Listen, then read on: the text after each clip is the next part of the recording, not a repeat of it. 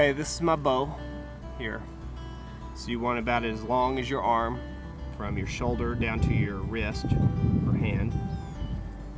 This is my fireboard. So you can see I've already created a notch in there. So I've made my notch. Trying to make it look like a little pizza wedge.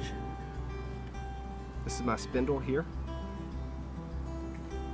And then this is my socket. That prevents it from boring into my hand. This is a hardwood that I'm using, but you can use a rock or a piece of steel. Now I'm going to make some dust.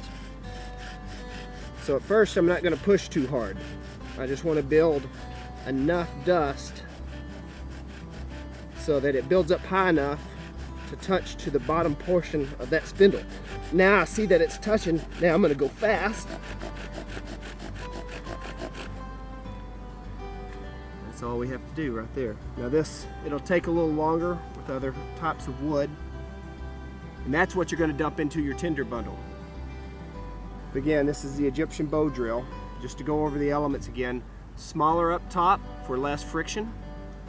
More friction down at the bottom because that's what's going to catch your coal dust on fire.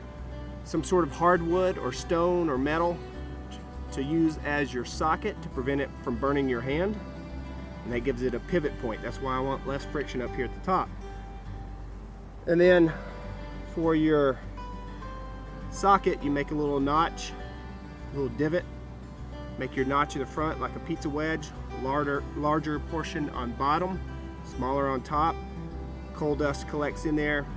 Spindle touches that coal dust, gets it around 600 to 800 degrees, catches it on fire, and then you're left with a coal.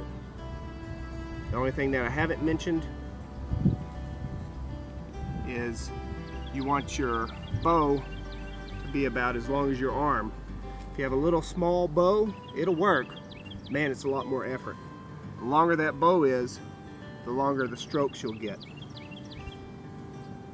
That's it right there. Egyptian bow drill.